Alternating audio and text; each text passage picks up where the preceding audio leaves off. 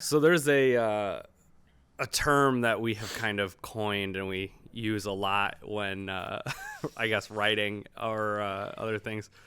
There's a term that we've coined, the RoboCop effect. The RoboCop effect. So now this isn't a term that exists. So this is not an industry term. No, but it should be. You're not going to find it in any industry books or anything. But yeah, it should be added in there. Yes. The RoboCop effect. Add that to all your writing books, Vogler. Get on it. Maybe we should just write a book. Oh, we could just write a book. Nobody's gonna read that book about the RoboCop effect.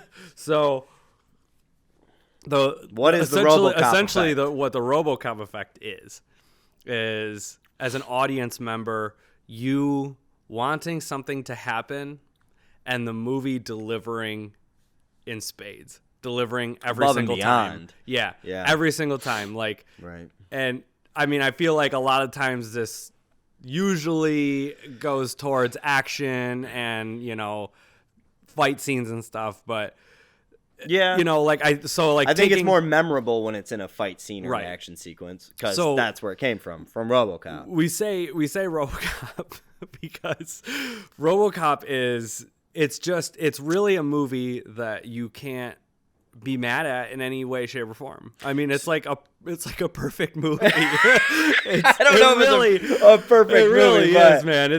So to back up a little bit, give some context on where it came from. I probably watched RoboCop for the first time maybe 10 or 11 years ago. Oh, okay. It was when we were in film school. Yeah. And I was watching it for the first time, and it started kind of like a normal movie would, especially from the 80s. You're just like, yeah, with a giant robot blowing some executives away. Before we even meet the robot for the first, it just starts kind of normal. Sure. But then, boy, do things ramp up when they show that first robot in the boardroom, and he's all mech'd out, and he's got his cannons, he's got his machine guns. And it's clearly a deconstructed microphone. There's this one snot-nosed dude in the boardroom meeting who is the dissenting opinion that obviously everyone at the table, this table of like 40 people, all looking at him like, who is he?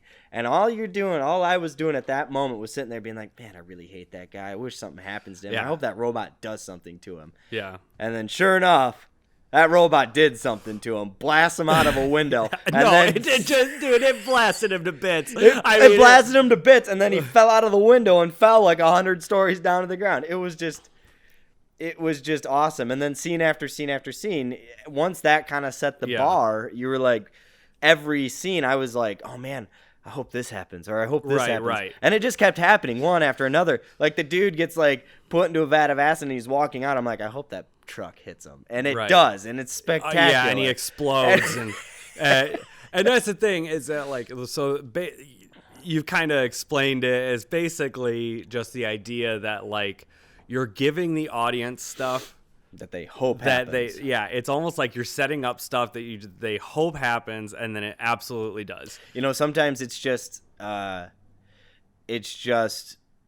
gratuitous entertainment. Yeah, 100%. It doesn't have to be complex. It doesn't have to be art. Yeah. It just has to be brutal. I used to call what I'm talking about the cool factor, but I feel like eventually that kind of broadened, and I would use that towards character just like how characters acted and stuff sometimes, or how they looked.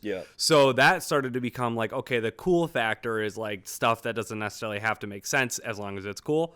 But this is very specific. A lot of the times revolves around some kind of violence or some kind of awesome moment. I think just in general, the 80s gave us some really great films of just action adventure, a lot of RoboCop fantasy type movies, where it just played to that RoboCop effect where Die Hard's one, Waterworld has it. You watch these films and you're just like, it's just bigger than life, grandiose spectacles. Obviously, one of those bullets that robot shot into that dude would have just obliterated him at that, point. But no, let's put 80 in him. But let's put 80 in him, and let's make him withstand it long enough so the audience gets enough out of it. Dude, so I think about some so it's that major they use the suspension of disbelief to like the nth degree. Yeah. And it was just fantastic. Yeah. Like, not only is this guy gonna fall into a big old thing of acid, but then he's gonna figure out some way to crawl out of it and survive. Right. But still being the bad guy, he's got to get his. So what are we gonna do? We're gonna run him over with a semi. Yeah. And we're not just gonna run him over. When he hits the front of that truck, he's gonna explode like an atom bomb. Right.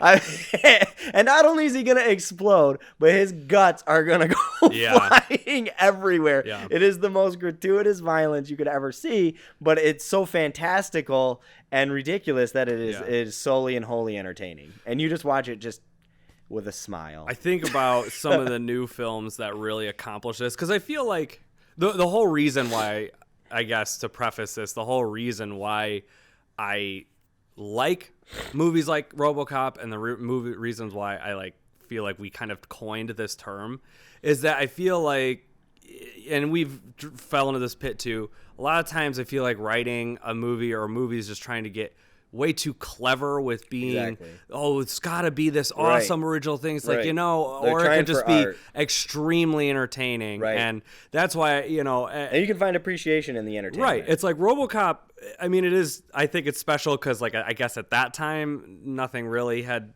I don't know, but there were elements of that in many other things. A dude walking around the streets of Detroit with a 50 caliber shooting stuff. I mean, that probably does happen today, but it's not always about the thing about this that I want to be clear on. It's not always about just the violence and the gore. Yes, that's not what I'm saying. Is the RoboCop effect, right? Because, for example, a film like Saving Private Ryan does not have the RoboCop effect. Nor should it. It is a movie that it was meant to do something else. It was meant to honor the soldiers of World War II. It was meant to tell a story that was based on real events. Right. And it was meant to give the audience a hyper-real feeling of what it's like to be in combat. Right. RoboCop's not meant to do that. No. RoboCop's meant to entertain you. You have a bowl of popcorn, you're eating it, drinking your slushie, and people are getting exploded. And you're like, this is awesome. This effect usually... Same thing with Die Hard. Right. Like, it usually fits in action movies, in superhero films, in like fantasy films, and I will sci-fi, and usually the more upbeat ones, not necessarily as the much more the upbeat dark ones. But I will also say too, like, I don't think the RoboCop effect really exists as strong or as heavily in films that aren't of a violent nature. Right. Which is, maybe that's just me, but no, it's I feel like more times than not I watch films that are calmer. More enjoyable film, but you're just like, you're sitting there like, oh, I hope they get this, or I hope they get that, and they eventually do, but it probably has to do with like the slower pace of the film. Right.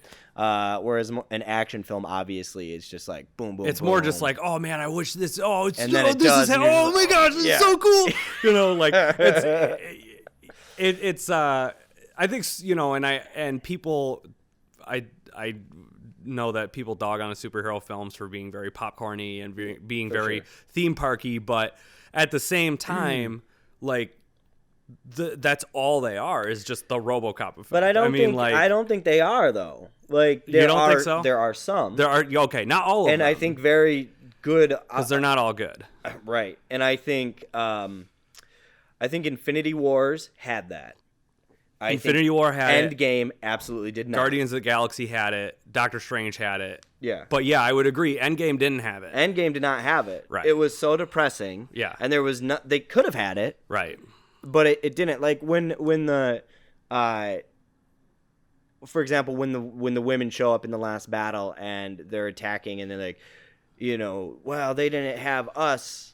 And then the women just get their asses kicked. Yeah, like it was a bad setup. Like I was like, oh cool, I thought they were gonna do something like super miraculous. Yeah, you have all these sweet female action or superheroes, and they're boasting that the Avengers didn't have them before. Yeah, and then they just they do, and then Thanos handed them their asses. Yeah, and then they just get overshadowed by Thor and Iron Man again. And it's like, and that was the norm. Yeah. Right? And so, like, watching it, you were just like, really? You could have done something cool. It did have one RoboCop effect what was moment. When Captain America summoned Mjolnir It was cool. And used the thunder power, and him and Thor both had the weapon. Doesn't apply. No, dude, that was dope. No, yes, it does. It was dope, but it wasn't the Iron Man effect or the RoboCop effect. Because the RoboCop effect not only gives you what you want, but it exceeds your expectations. That's what the moment did for me. It did not. When he got it, because in the earlier films he tried wielding it and he wasn't worthy. He couldn't do it. And so then finally he does get it, and you're like, great, awesome. Captain America completed his arc. He can hold Mjolnir. There was a lot more in Infinity War, like when Winter Soldier and Rocket Raccoon like linked arms and were just spinning around in a circle shooting everyone. That's cool. That's cool. That's you're the like, RoboCop effect. That was good writing. Like that was entertaining. That gave the audience something great. But a newer movie that I have recently, I talked about it actually recently too.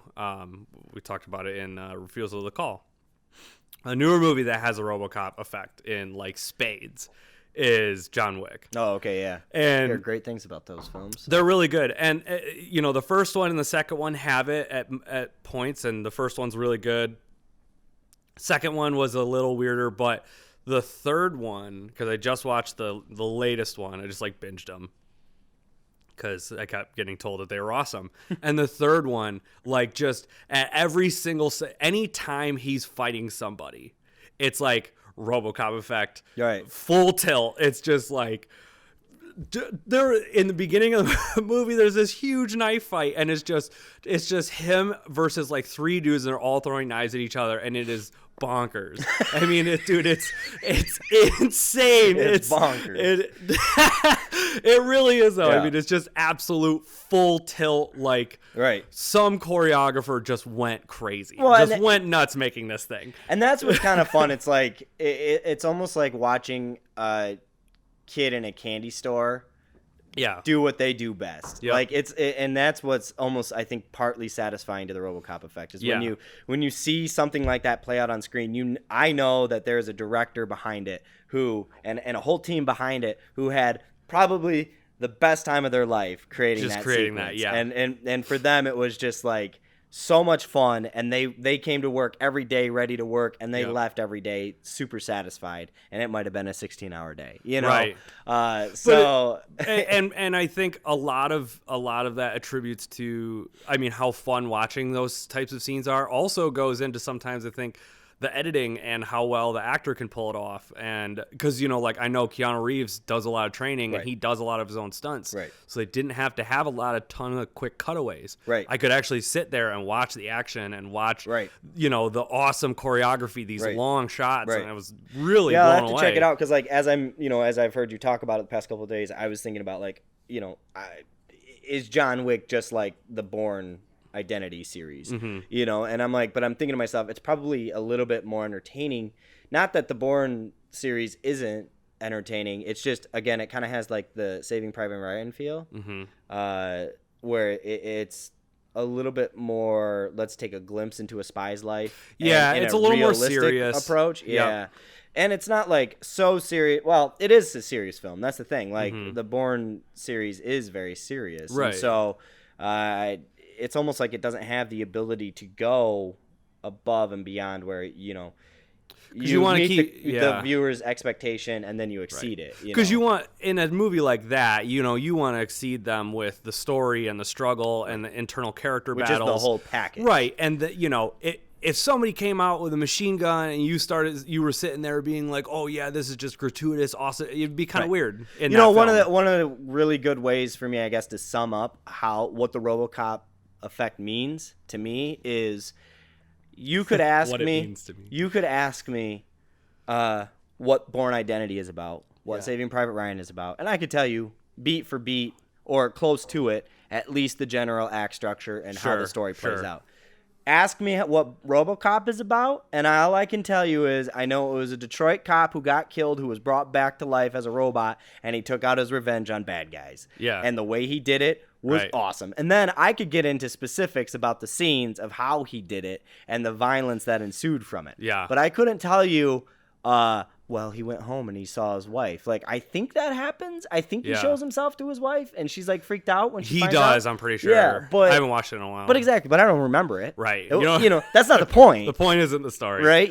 I can tell you that, like, Die Hard, for example, is about a Christmas party where a bunch of German terrorists take over this top floor party, and little do they know, but what's his name is there. Right. And he's going to come down on these baddies. And, I remember buildings blowing up. I remember walking on glass. I remember having crazy shootouts. I remember the bad guy being so badass that you were like, right on. But I really don't remember, like, the story. It's kind of like The Fifth Element a little bit. Exactly, like, right. I remember the story, but thinking about it, because I've seen it recently, it's like while I'm watching The Fifth Element, I'm like very much forgetting that the story is about like this character, The Fifth Element, like actually serving her purpose and like, with the stones and stuff and not getting in the wrong hands. And I'm more focused on the action and Bruce Willis and Mia Jovovich doing cool stuff. So yeah, I mean, while it's kind of like Mad Max Fury Road. Yeah. Like, it has it has just enough story that works to allow us to have a film. Like they, you know what? Like they have to get the There's a structure there, but that's not the point. It's like they have to get the breeding slaves out of the town. Right. I do feel that's like it. Go. I'm trying to think there are Mad Max has to survive at the end. Right. Those are your two roadmaps. Put cool stuff in. I feel like there have been films in the fantasy realm as well. There's fantasy genre that have done this. Lord of the Rings did it. Like, I think when Saruman shows up, he's pretty sweet. I think they did it really well in the war scenes. In the war scenes, yeah. In the battle scenes, not so much the story itself. Like when the trolls show up. Yeah, and like when they fought the dudes in the forest with Boromir and stuff. Like those had it. Yeah, when Sauron, like the battle with Sauron, and he's got that.